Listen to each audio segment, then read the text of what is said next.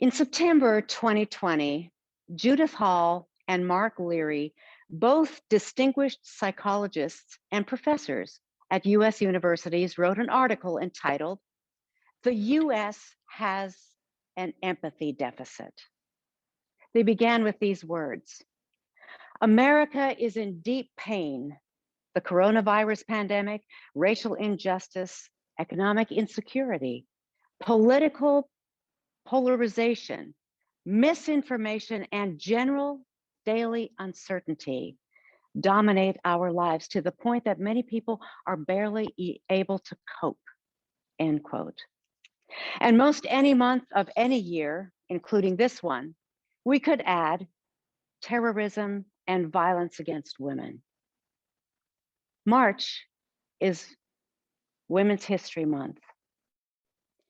After another week of aggression and violence, we don't need more evidence that we still have to take a long and serious look at the experience of women.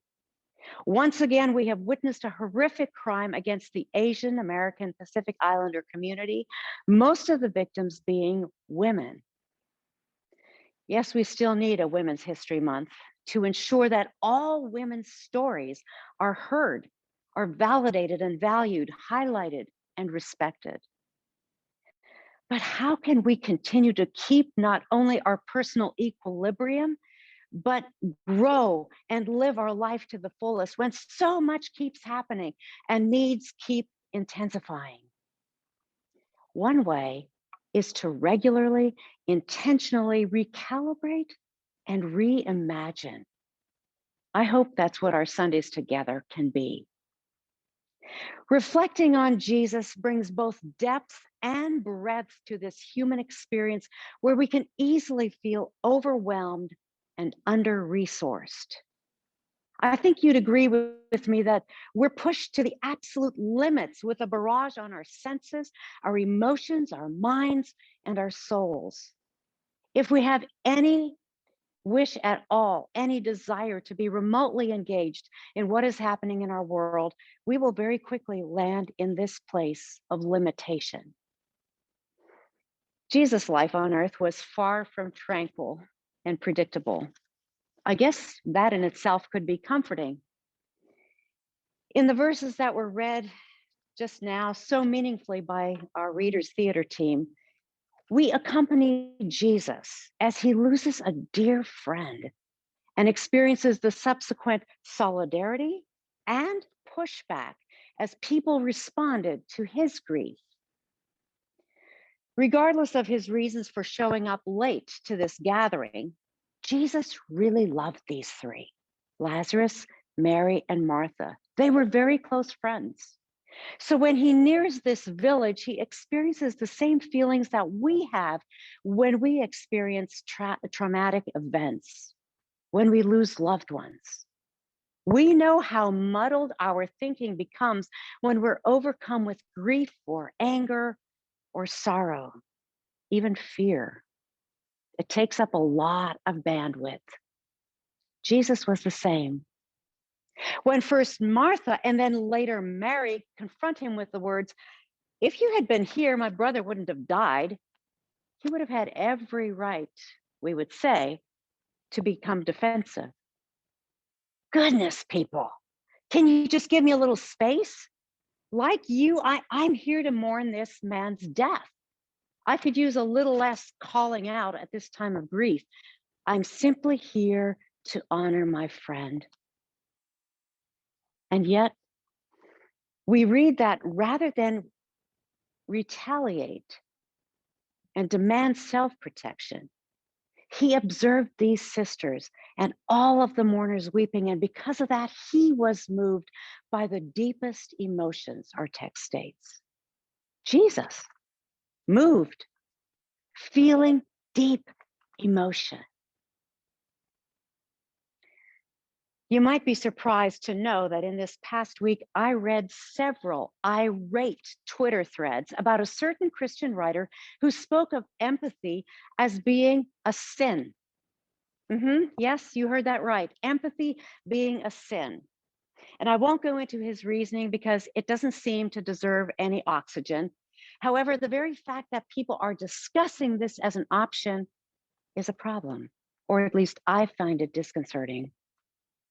Thinking back to the psychologist quoted at the beginning, the US has an empathy deficit.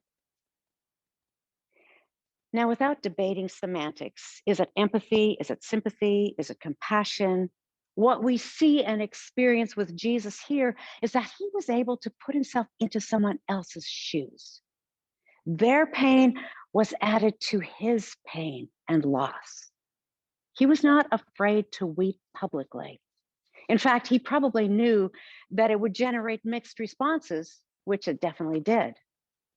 Some people in the crowd recognized how deep his love for Lazarus, as well as for Mary and Martha, was, and others called him out. They went right to blame and guilt.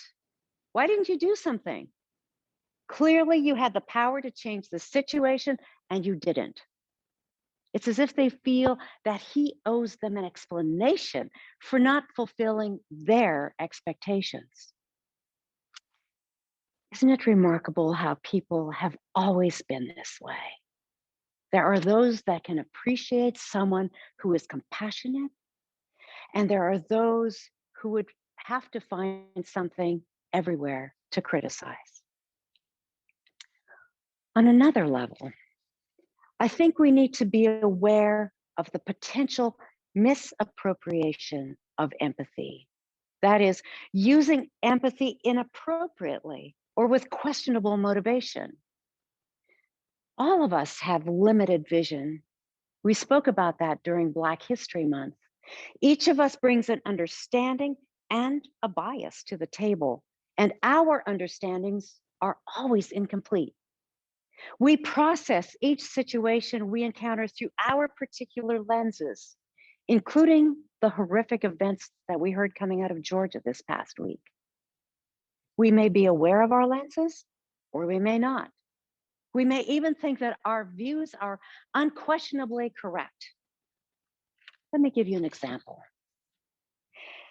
When the captain of the Cherokee County Sheriff's Office spoke with empathy about the suspected shooter in the Atlanta area investigation, he stated he, the shooter, had a really bad day, and this is what he did.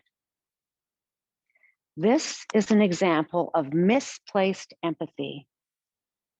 We tend to identify with those in whose shoes we can imagine ourselves, which is why it's so critical to have people on the same journey who can challenge us. This is why we do this in our congregation. We hope we can be that for one another. We need people whom we can go to say, here's what I'm thinking and feeling. Is there something that I'm not aware of, that I'm missing? There are times when I reach out to our executive team and other leadership to get their feedback. What am I seeing? What am I unaware of? I did that again this week as we all reeled from this violence against the AAPI community. Each one of us grows with input from other people on the journey. There are a number of cross currents in this story of Jesus at Lazarus's death. There were the sisters and those who mourned with them. None of them could see beyond their own grief. There were Jesus and his followers who came onto this scene with a scene of mourners already paying their last respects. There were those within one or maybe both groups who called Jesus out. One group did it from a place of blame or guilt. The other group saw themselves as informants, calling Jesus out behind his back.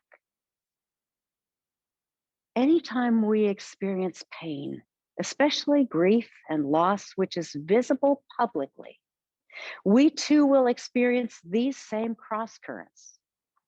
If you find yourself in a place of grief, having to come to grips with tragedy, having experienced and possibly gone public with abuse you've experienced, being singled out, Look for the ones who recognize the validity of your experience and your feelings, and those who will support you in your humanity.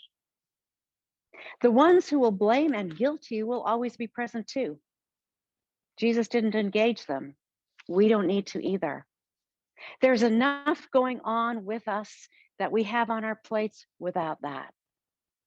Then, looking at the flip side, at some point, each of us will face a choice. We can either be those who cultivate and extend compassion as Jesus did, even if we're going through hard times, or we'll have the opportunity to hurt, to hurl blame, to inflict guilt, even to talk behind someone else's back. We have those choices. We may even be in positions of privilege where someone else's grief can be used to achieve our own goals. The people who went to report Lazarus had been the report that Lazarus had been raised from the dead took that information to those who had voluntarily sided against Jesus. Perhaps these informants thought they might gain a little bit of advantage with this news story. It seems that the lure of notoriety at someone else's expense is not new, and we seem to have fine-tuned it in our culture. Again, if we are in positions of privilege, we have this choice. I'm certain that Jesus knew what was going on behind his back, but he paid no mind. That was a choice that he made. Now, there were times when Jesus did choose to engage his critics, but it was mostly when their attacks also proved detrimental to oppressed people. When we read a story like this and parallel present day occurrences, we are challenged to choose empathy rather than blame. Respectful embrace of those who grieve and of ourselves when we grieve rather than guilt. Letting go of small-minded and short-term advantages through back channeling in favor of expanding soul and spirit. There seems to be a connection between empathy and justice. One is incomplete without the other. If justice is defined as fairness and equity, empathy is the vehicle which drives justice to be included for all of humanity. Empathy takes justice out of the theoretical to a place of benefit for all. We do not have to resort to being ruthless retaliators, even in situations when those who carry out horrific crimes come into our path. Nor do we need to make excuses and extend preferential treatment. There's a balance, and that balance can be a tightrope, but it's something we need to work towards. Navigating life with balance is difficult. Something I believe requires, as I mentioned at the outset, that we regularly and intentionally recalibrate and reimagine. Now, those aren't just words. Think about the small movement of recalibration. It's delicate. Then think of how large the idea of reimagining is. That's endless. Jesus brings a depth and a breadth to this human experience, which touches our bodies, our emotions, our minds, and it helps us interact with increasingly diverse people with more empathy and grace. Simply taking the time to read Jesus's words, mentally walking alongside the dusty country path with him, feeling that heartbeat of compassion for those like me and like you is in and of itself a recalibration and a reimagining. Transformation comes over time. It's not a fun, fast, easy fix. But hang in there. Nothing of value ever is. If we find ourselves among those who decide not to call Jesus out with blame or guilt, but rather to absorb his compassion and empathy. It will require willingness to be honest about our own limitations, our failures, our griefs, and our experiences. This is hard. We fear further hurt and being misunderstood. Jesus wept. He wept because of his own loss. He wept for his friends. He was able to weep because he didn't keep himself inside of a bubble, shut off from the wear and tear of his everyday life as a poor Jewish man living under Roman occupation, along with a lot of other poor, oppressed, misunderstood people of his day. He allowed the pain to reach his soul. It's a costly thing to do this. Being vulnerable and able to weep has a toll. Those who dare to travel along this path with Jesus do so at their own peril. There are alternatives, of course: facades, dishonesty, self-protection, projection, back channeling, which furthers division and misunderstanding. Jesus' life embodied care for people and love for God. Out of these priorities flowed a life-giving, revolutionary, transformative presence that attracted the multitudes and ultimately led to his death. Unbelievable that this should be the result.